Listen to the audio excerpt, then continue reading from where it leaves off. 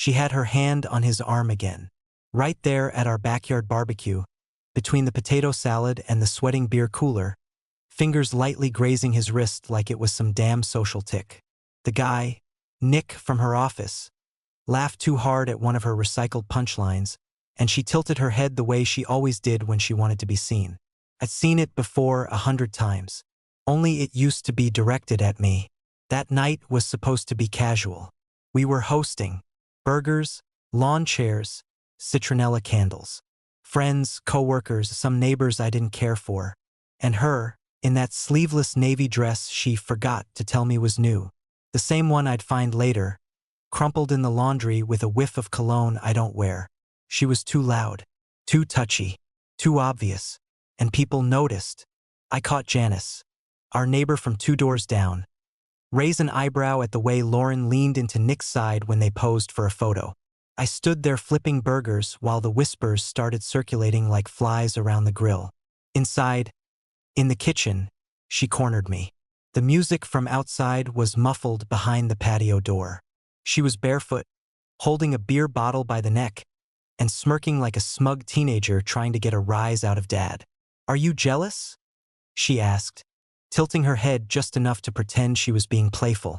I looked at her, long enough for the smirk to falter. "No," I said, calm as a monk. "Just finished." She blinked. Her mouth opened a fraction, and for once she had no comeback. I turned around, walked back out, and flipped the last burger. You could call it the moment my marriage ended, but that'd be giving it too much drama. The marriage had been wheezing along on fumes for years. That moment in the kitchen, that was just the click of the lighter. Everything was already soaked in gasoline. And no, I didn't cause a scene. No yelling. No drinks thrown. I went back to the table and laughed at something our neighbor's kid said about hot sauce. She stood frozen inside with the bottle opener still in her hand. I heard the patio door slide shut 5 minutes later. She tried to sit beside me, but I shifted. Subtly. Just enough. It's funny how silence can be louder than screaming. And if you're still with me right now, take a second to subscribe. More than 97% of people who listen never do, but it helps the team keep telling these stories that hit home. Back to the barbecue. She kept trying to catch my eye. I let her, because once you've made your decision, watching the other person realize it's too late has a dark, clean satisfaction. When the guests left, she followed me into the bedroom. I was brushing my teeth. She leaned against the doorframe and tried to play it down. "You were a little cold tonight." "Cold?" I said, mouth full of toothpaste. "Interesting choice of word." She huffed. "Nick's going through a divorce." He needed to laugh. "His loss." I spit, rinsed, turned off the light. She was still waiting. "So, we're not going to talk about it?" "We are talking. You just don't like the answers." I got into bed. She stayed standing. "You're being ridiculous." "Sure," I said, flipping onto my side. "Let me know when I start acting jealous." It was the last real conversation we had. The next morning, she woke up alone. No note, no suitcase, no explanation. But she didn't need one. She just didn't know it yet. Sunday morning, 6:42 a.m. sunlight pours through the slats of the blinds, warming the empty half of the bed where I used to sleep. She stretches, her hand blindly reaching for me, maybe expecting the warmth of my back or the rough skin of my arm. Instead, she gets a pillow and a cold sheet. She sits up, frowns. Downstairs, it's too quiet. No NPR murmuring from the kitchen radio. No clinking spoon against coffee mug. Just the faint hum of the fridge and the creak of the floor as she walks. She calls my name once, then again. Still nothing. The coffee pot is clean and dry. No signs of my usual morning ritual. No used filters, no spoon in the sink. The toaster is unplugged. My phone charger is gone from the kitchen outlet. Her slippers scrape across the tile as she moves to the mudroom. The coat hook where I hang my windbreaker is bare. My hiking boots? Gone. The row of keys on the magnetic board? My car fob isn't among them. Panic doesn't come in waves. It creeps in like smoke under the door. Thin, silent, toxic. She moves to the garage and hits the button. The door lifts to reveal a hollow space. My side is empty. The oil spot on the concrete is the only sign I was ever there. Next to it, a small stack of boxes labeled garage junk in my handwriting. Neat, deliberate. She rushes back inside, opens the bedroom dresser. Top drawer, empty. Where rows of rolled socks used to be, nothing. Ties? Gone. Underwear? Vanished. Passport folder that used to sit under my winter sweaters? Missing. In the drawer where she keeps candles and batteries, there's something new. Plain white envelope. Her name on the front. My handwriting again. She opens it with trembling fingers. Inside is a single page folded in thirds. Thick paper. Not printed. Handwritten, in clean, blocky letters. Lauren, this is not abandonment. This is closure. Everything you'll ask has already been answered. The house is yours. The savings are split, filed, and finalized with the bank. See included statements. The cars are separate. Registration documents updated. My personal belongings have been removed. The separation agreement has been notarized, signed, and emailed to your attorney. There will be no drama, no contact, no games. This is simply done. J. Behind it, the notarized separation agreement perfectly tabbed with every asset categorized. Copies of emails already sent to lawyers and banks. Dates, reference numbers, even the old joint Netflix password, changed and handed over like a line in a will. The whole thing is so surgical. That's when it hits her. I didn't storm out. I didn't snap. I planned this. Every step, every signature, every exit point. She drops into the kitchen chair, envelope clutched in both hands like it might burst into flames. Her phone buzzes. A text from her sister. Everything okay? Heard some weird stuff last night. Call me. Weird stuff. Yeah. She opens the fridge. Even the leftover ribs from the barbecue are gone. I must have taken them on my way out. One final little detail. One last private joke. She rereads the letter for the third time, then flips it over, hoping for a postscript. A softening. A breadcrumb. Nothing. Just a signature. J. She doesn't cry. Not yet. She just sits, barefoot, staring at the granite countertop we picked out together 10 years ago. And that's the thing that really stings. I didn't take the countertop, or the house, or the car. I just took myself. Monday morning. She skips her usual latte stop and heads straight to the bank. Teeth still gritty from last night's glass of wine she drank alone. The envelope's been sitting on the passenger seat since she left the house. Unread again, but not untouched. She's held it too many times, hoping the ink might change if she stares long enough. The moment she steps into the branch, the air-conditioned chill bites through her cardigan. Same branch manager, same fake ferns in the corners, same framed photo of a golden retriever from a charity calendar on the wall. Familiarity used to be comforting. Now it feels like a trap closing in. She approaches the teller, slides her card forward, and forces a smile. I just need to transfer some funds from our joint account. The woman types, pauses, types again. I'm sorry, Ms. Decker. It looks like this account was closed on Friday. Lauren blinks.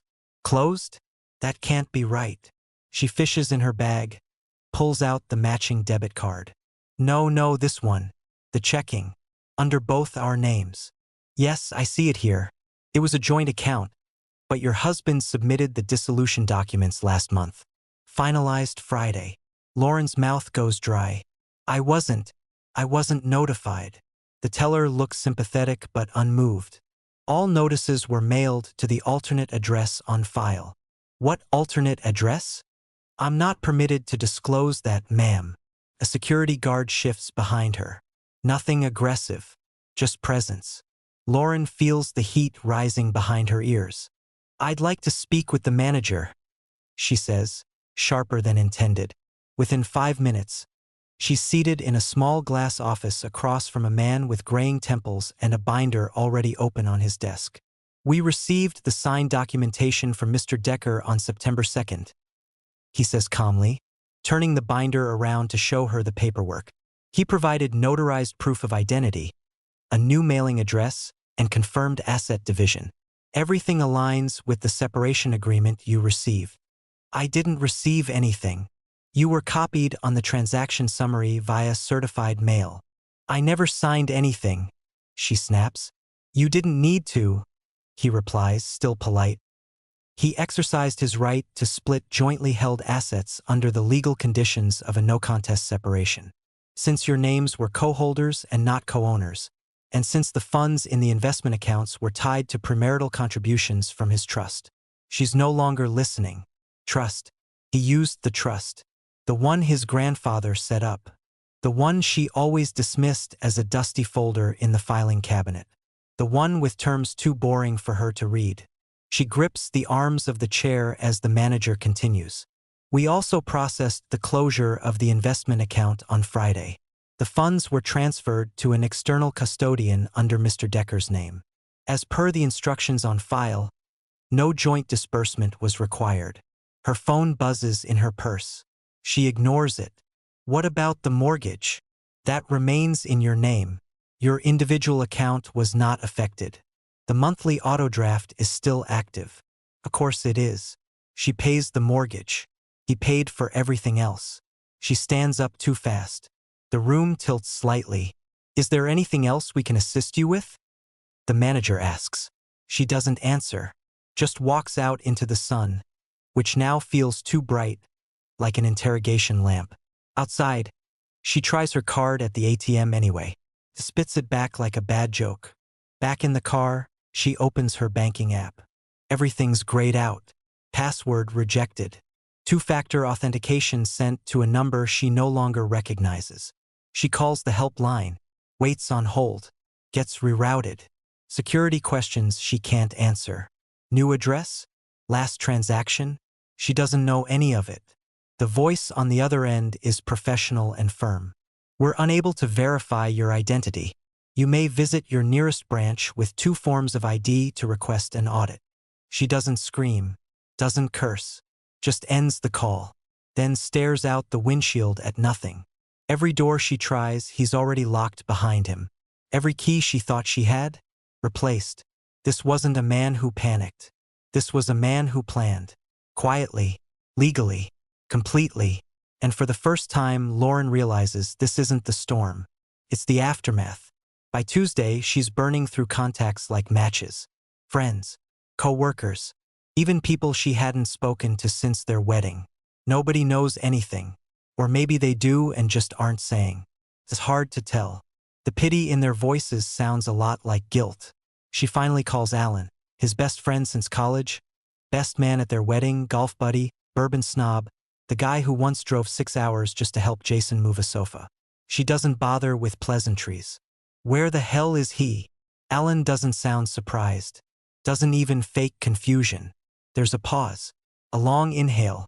She imagines him sitting on his back porch with that ridiculous cigar he always pretended not to enjoy.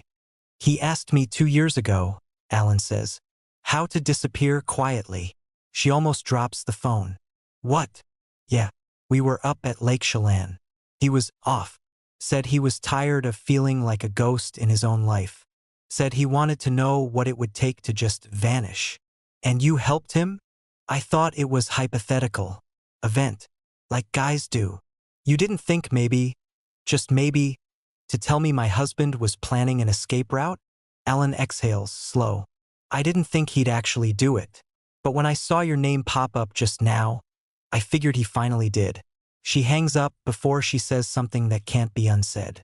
2 years. He'd been planning for 2 years. While she rolled her eyes at his quietness, mocked his taste in music, forgot to introduce him at work functions. While she spent weekends visiting her sister.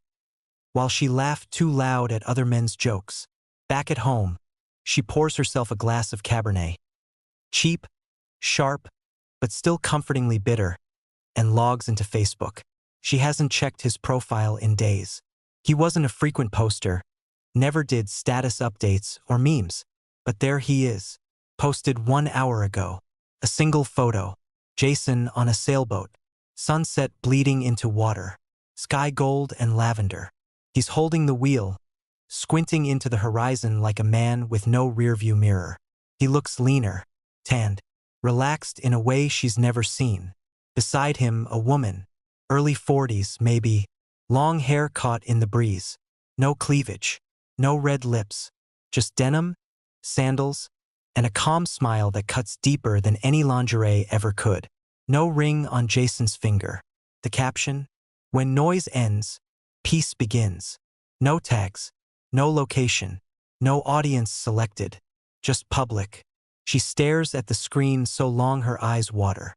The glass of wine sits untouched. She clicks on the woman's profile. It's private. Only mutual friend Alan. Of course.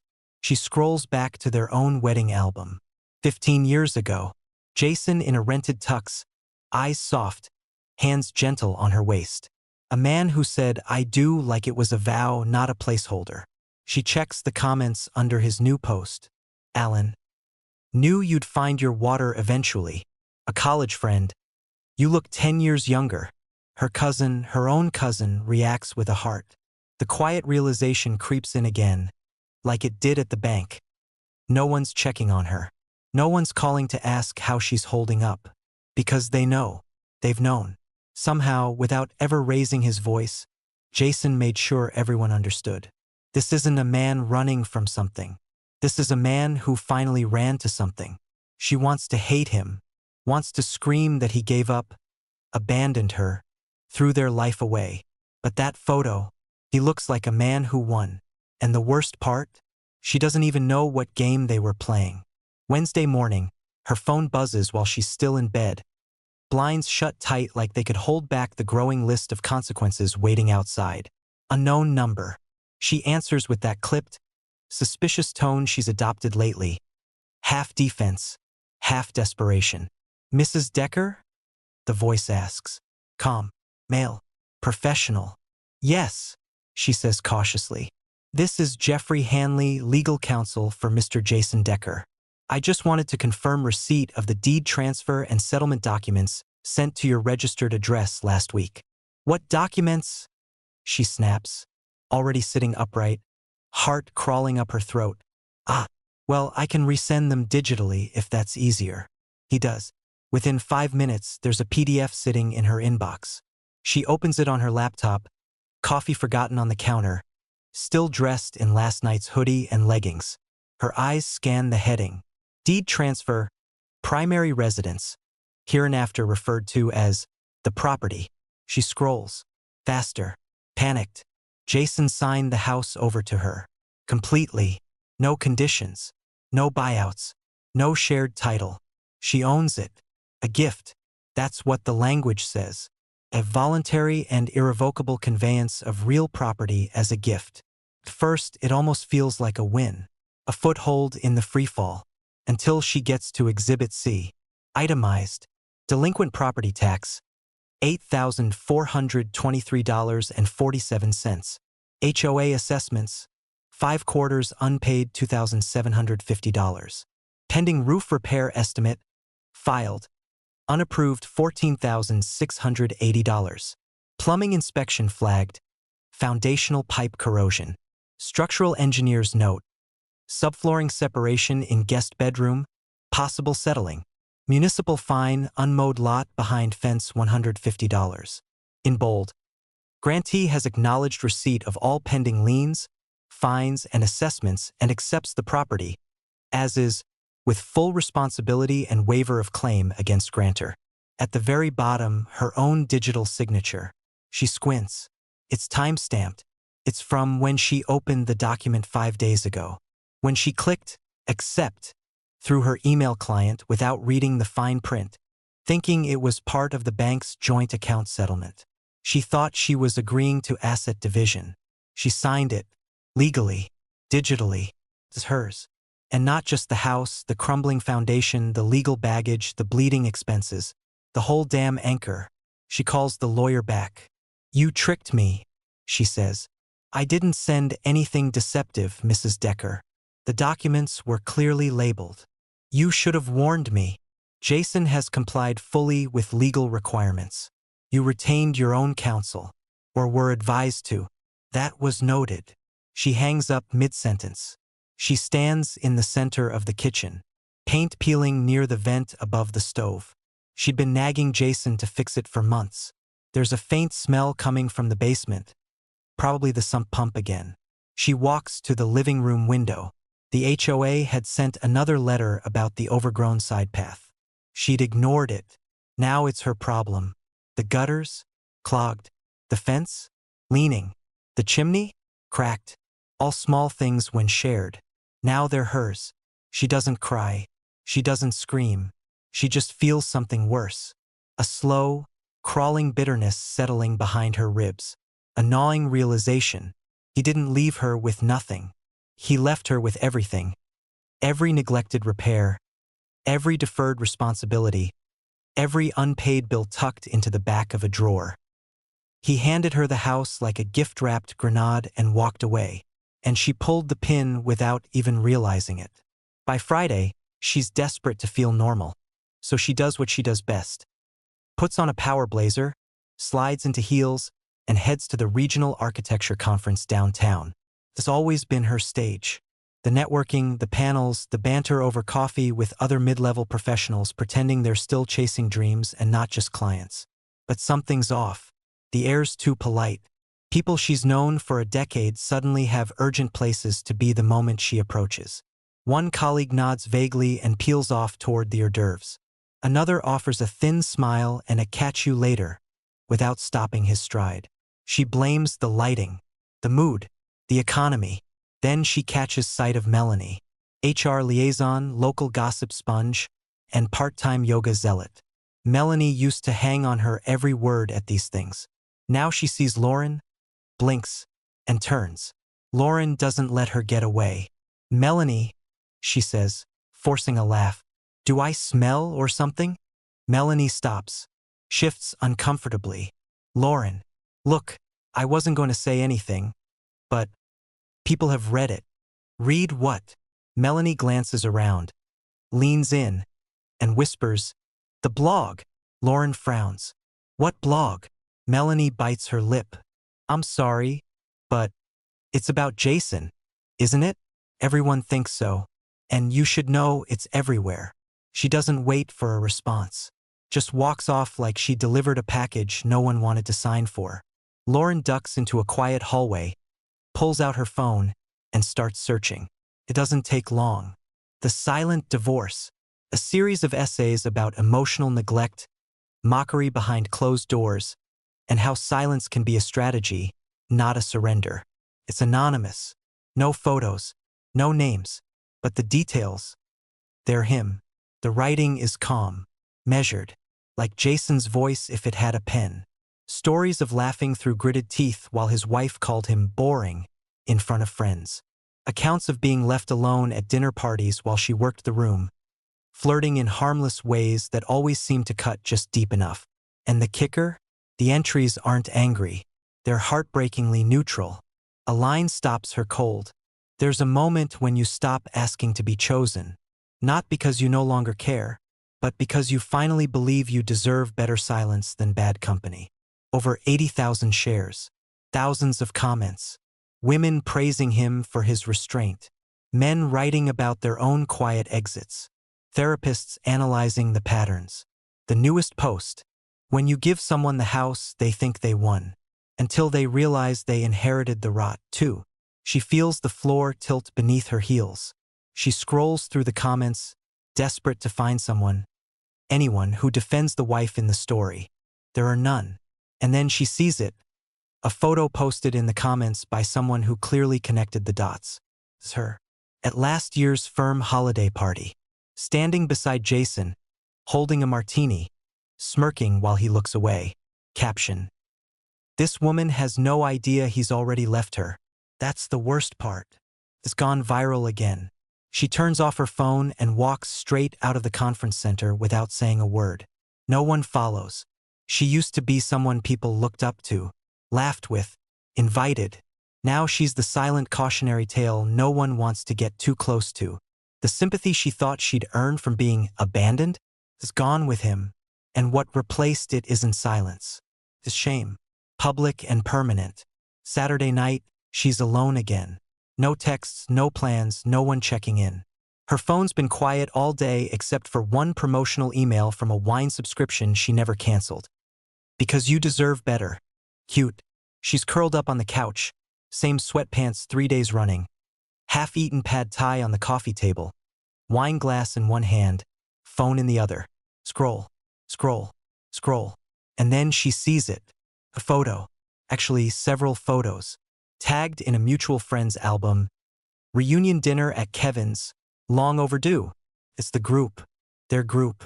Kevin, Maddie, Alan and his smug wife. A few others she hasn't seen in months. All crowded around a long oak table lit by soft candles and half-drunk bottles of Merlot. Laughter, toasts, smiles.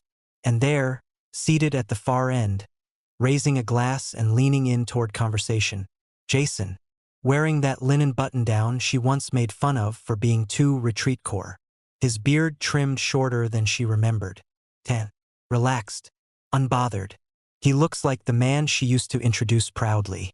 Before she started introducing herself first. And beside him, not too close but close enough, is her. The same woman from the boat photo. This time, she's wearing a dark green dress, hair up, no jewelry. Her hands are folded in front of her, her posture quiet. There's nothing flashy about her. And yet she somehow glows in the candlelight. Lauren doesn't recognize the face, but the dynamic is obvious. This is someone who listens when he talks. Someone who doesn't use charm like a weapon. She clicks through more pictures. Jason carving roasted chicken. Jason smiling, arm around Kevin. Jason standing with 2 glasses of wine, handing one. Not to her, but to that woman. No one looks uncomfortable. No one is avoiding him. He belongs. And she's not there. Not even invited. She checks her messages, searches her inbox, just to make sure. Nothing. And that's when she starts reading the comments. Maddie. So good to see everyone again. Felt like old times. Alan's wife. Still laughing about Kevin's story face with tears of joy. Kevin. Thanks for making the trip, Jay. Hope this becomes a yearly thing. And then, buried halfway down. One comment that punches harder than any insult. Funny how happy people get when they stop begging to be seen. No likes, no replies, just the truth hanging there, unsanitized. She stares at it for too long, because it's not just that he's moved on. It's that he edited her out. The story she used to star in has been rewritten, and she didn't make the director's cut. She was so sure she'd be the one telling the story of how he couldn't handle the pressure, how he gave up, how she endured. But no one's asking her side anymore. They already have his. And somehow, he told it without ever naming her. She closes the app, tosses her phone onto the couch, and picks up her wine glass. Only to find it's empty. Like the room. Like her inbox. Like the invitations that no longer come. Sunday afternoon. Rain slicks the sidewalk as she steps out of the Uber in front of the gallery. She wasn't planning to go out. Not really. But her sister texted her a flyer that morning, a half-sarcastic jab. Looks like Jason finally used that camera for something other than dust collection. Decker. Quiet light. A small photography exhibit tucked into the back of a boutique gallery in the Arts District. She stares at the flyer longer than she should before finally pulling on a coat and heading out. Jason had always loved photography. Obsessively. He used to drag her out to catch blue hour over the lake, or pause mid-hike to frame the exact angle of light piercing through pine needles. She'd roll her eyes, arms crossed, waiting while he took forever to get the shot. She never asked to see the final images. She never thought they mattered. The gallery is smaller than she imagined. Bare concrete floors, soft jazz playing, curated silence humming between couples murmuring over frames. She moves past the first room quickly. Landscapes, some seascapes, all beautiful, soft, still. His signature in the bottom corner, J. Decker. Clean, understated. The second room is darker, lit with track lights and deeper shadows. Portraits this time.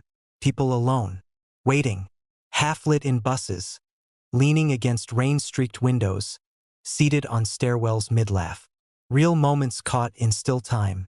She recognizes none of them, and yet they all feel familiar. like the parts of people you pass on the street and forget until you see them again in dreams. Then she reaches the final room. A plaque at the entrance reads, "Before they asked." A quote beneath it, "Most people only ask questions when they sense you're already leaving." The room is silent. Only 5 portraits hang here, each spaced precisely, each titled only by a date. She steps in slowly.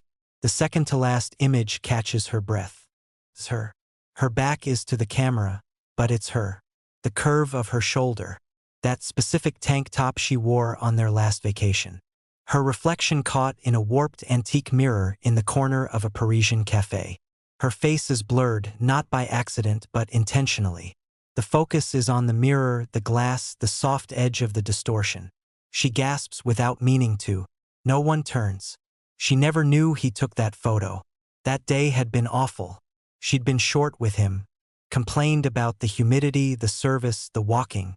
She remembered rolling her eyes when he paused to explore the lighting inside that little cafe. And now here it was, immortalized, the moment he had already started letting go. She steps closer. There's a small plaque beside the frame. "When you see it, you'll know why I left." Her throat tightens. This wasn't a jab. It wasn't revenge. It was worse, it was art. He turned her neglect into narrative, into something worth looking at. Not as a warning, not as a punchline, as proof. Proof that he saw her, even when she didn't see him. That he watched her drift further and further away while she mocked his silence. While she discounted his devotion as weakness. While she flirted with men at barbecues and called it harmless. She looks at the image again. The way she's blurred. As if even in the frame of his camera, she was slipping out of focus. And yet he kept the photo. Printed it. Framed it. Named it. Before they asked. Not after. Not during. Before. She turns to leave the room and sees a guestbook on a pedestal.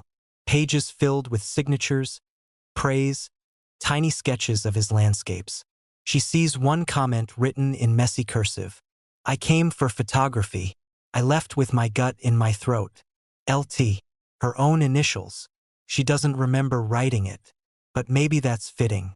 After all, how much of their life did she sleepwalk through, only to realize, too late, that he was still paying attention?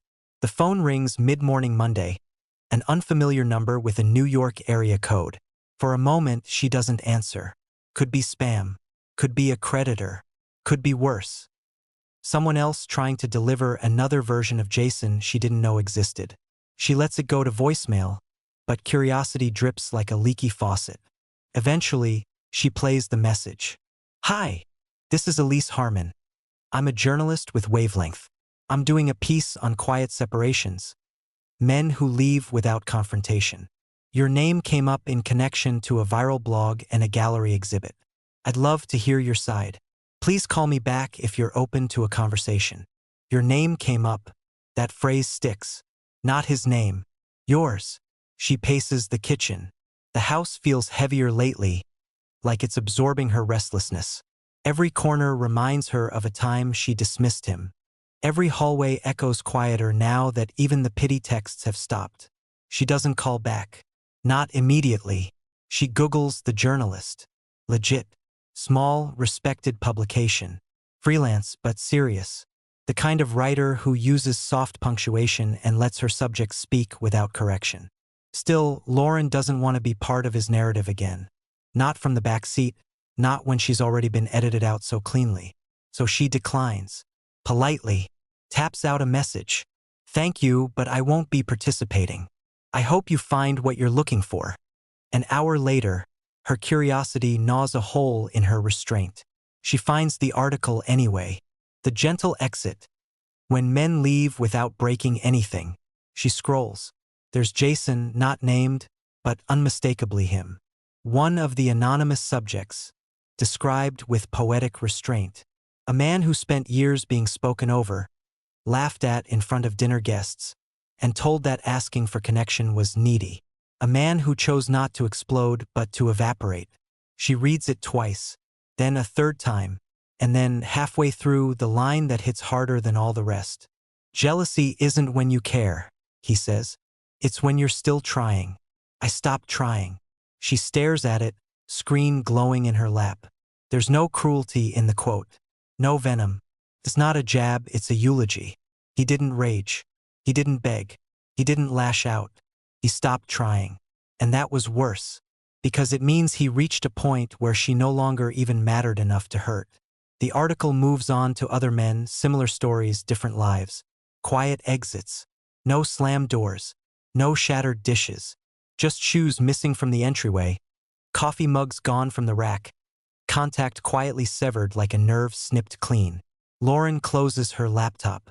For the first time, she realizes something devastatingly simple. He didn't leave her because she was too much. He left because she was never enough to make him stay. She picks up her wineglass, doesn't drink from it, just stares through the red tint, watching the world shift behind it.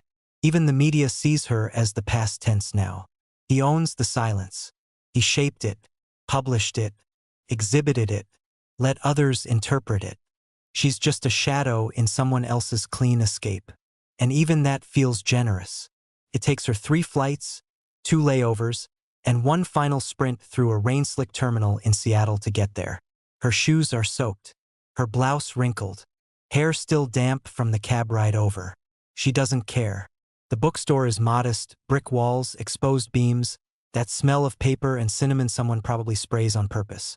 Outside, a sandwich board reads, Jason Decker, in conversation plus signing. Just finished. A memoir. The title punches her in the chest. She waits. Not in line, God, no.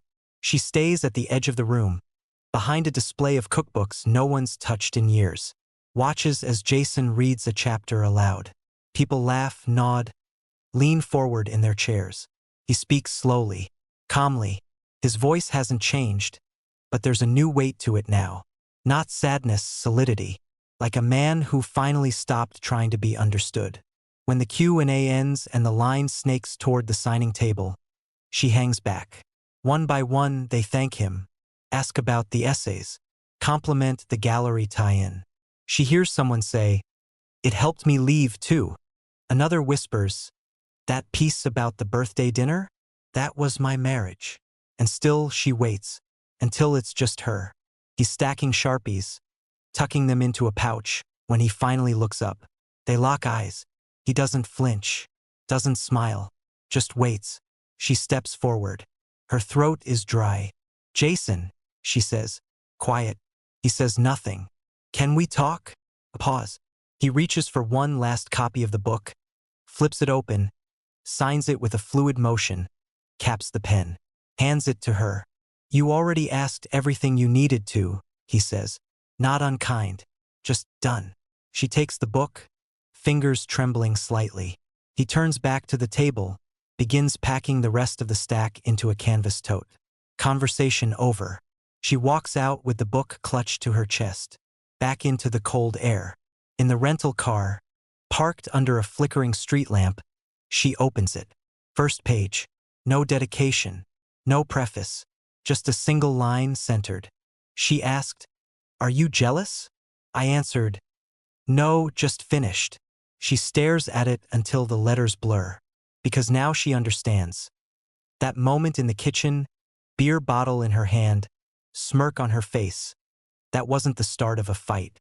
It was the last page of a story he'd already finished writing, and she was still busy playing the main character in a narrative that no longer included her. The final door hadn't slammed. It hadn't even creaked. It just closed. Softly, permanently,